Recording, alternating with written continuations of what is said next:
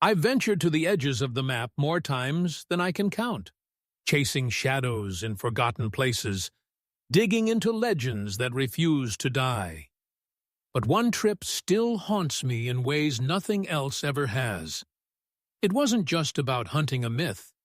It was about staring death in the face and barely walking away. Picture this: a remote African swamp, thicker than any jungle I've known, where the water swallows sound and the air feels alive with threat.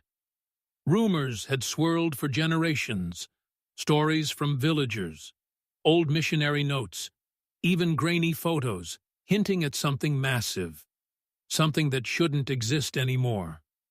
A creature with a long neck, lumbering through the murk like a relic from another age.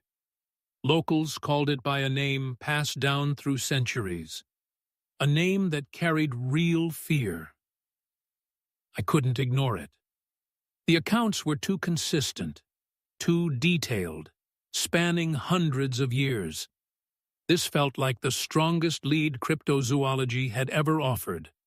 A possible survivor from deep time, hiding in one of the planet's last untouched corners. So I fought to make it happen, pushed hard against every warning, every red flag. Getting approval wasn't easy. The risks were insane. No roads, no reliable help, endless disease, wildlife that kills without hesitation, and armed groups who see outsiders as prey or profit. The budget ballooned with security teams, emergency plans, specialized gear, even policies for the worst-case scenarios like abduction or extraction under fire. Months of prep, vaccines that left arms swollen, training for ambushes and field surgery, psych evals to make sure we could handle true isolation. We assembled a tight crew. Doctors versed in tropical nightmares, biologists who knew these ecosystems, security pros who'd worked war zones, and the core team used to tough spots. But no checklist prepares you for what the swamp actually throws at you. Trouble started or we even left the city. Permits that were promised vanished. Officials demanded cash under the table just to let us move. We paid, hating every second, because the dry season window was closing fast. Guides were scarce. The good ones were booked with mining outfits. We ended up with locals whose stories didn't quite add up, men who knew the rivers but carried their own shadows. Gear betrayed us almost immediately. Cases meant to seal out moisture failed. Condensation ruining expensive cameras. Satellite links flickered in and out. Batteries drained faster in the crushing heat. 2 crew members went down hard with gut infections right at the start. Antibiotics helped, but they were shadows of themselves. We pressed on anyway, loaded into narrow dugout canoes with tiny motors, balancing every ounce of food, medical kits, and tech across fragile hulls. One wrong shift, and everything sinks into croc-infested black water. The river days blurred into hell. Checkpoints appeared out of nowhere, men with rifles stepping from the trees, demanding fees. We negotiated with hearts pounding, handed over what they wanted, knowing it painted targets on our backs. Every group after that knew we paid once. They'd expect the same. Then the real swamp. We ditched the boats and waded on foot. Ground that looked solid turned to quicksand, sucking at legs and gear. Heat so thick clothes clung like second skin within minutes. Sweat poured. We chugged liters of water daily and still felt our minds fogging from dehydration. Mosquitoes swarmed in choking clouds. Some bit through repellent like it was nothing. Tsetse flies left welts that burned for days. Ants marched over everything. Stop for a second, and they swarmed. Hippos grunted warnings from the channels, animals responsible for more deaths here than lions or snakes. Crocs watched with cold eyes at night.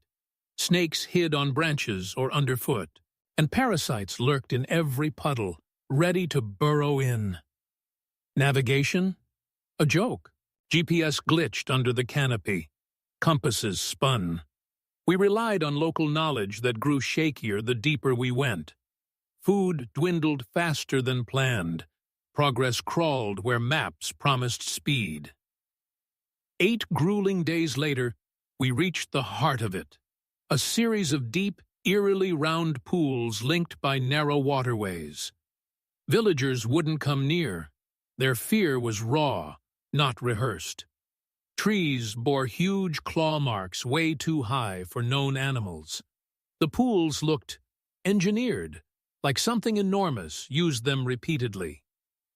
We set traps, motion cameras, underwater rigs, thermal gear, base camp a cautious distance away. That second night, something triggered the systems. Water displaced violently. Waves rolled out.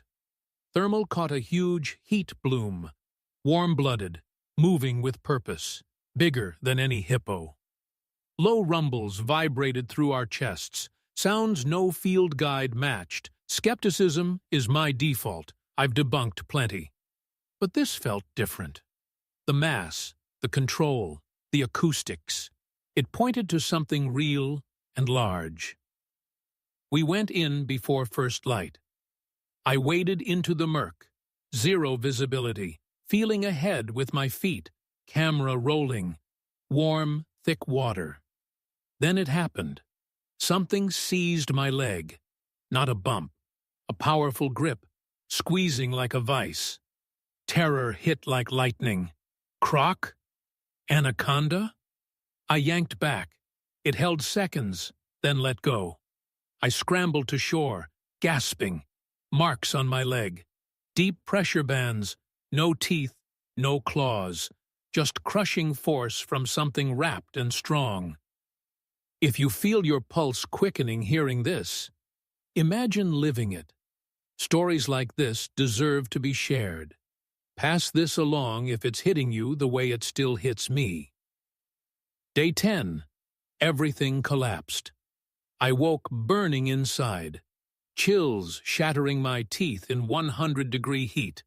Muscles screamed. Stood up. Legs buckled. Fever spiked to 104. Heart racing wild. The doc ran checks.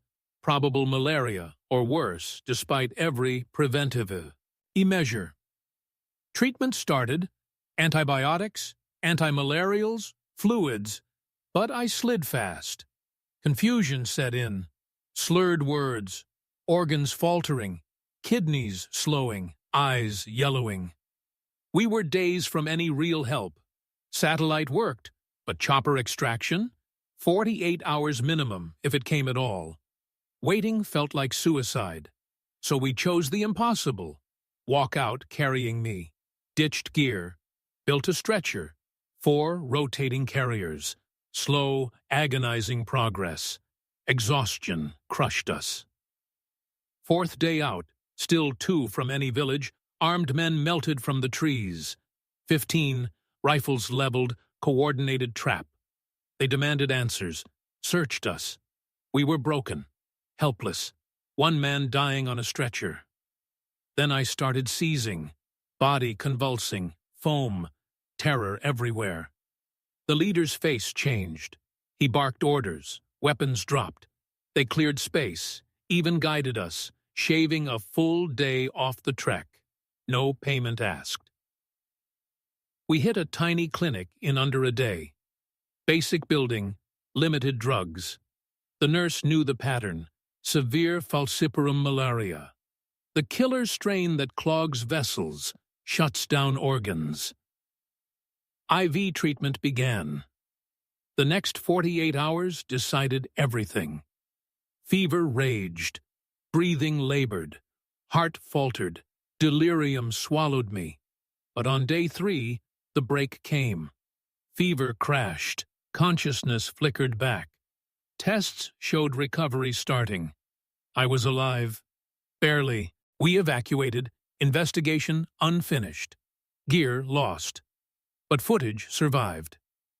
Reviewing it later. Thermal of that massive signature. Unmatched vocalizations. Underwater blur right before the grab. Leg marks no animal matched. Experts agreed. Something unidentified, large, warm-blooded, was there. The network pulled back hard. Too much raw footage. Of me delirious, seizing, crew faces etched with dread. Lawyers worried about liability, about showing real peril. They said it crossed from adventure into something too disturbing, too honest. That trip wasn't scripted drama. It was survival. Against nature, illness, men with guns, and the unknown. It showed the cost behind the stories we chase. The jungle doesn't care about fame or proof. It just tries to claim you. If this story moved you, if it reminded you how fragile we are out there, share it.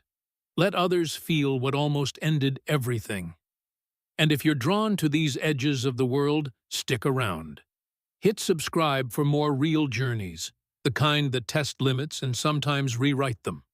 Like, comment what hits hardest, and share with someone who needs to hear it. Because some mysteries are worth the risk, but only if you're ready to pay the price.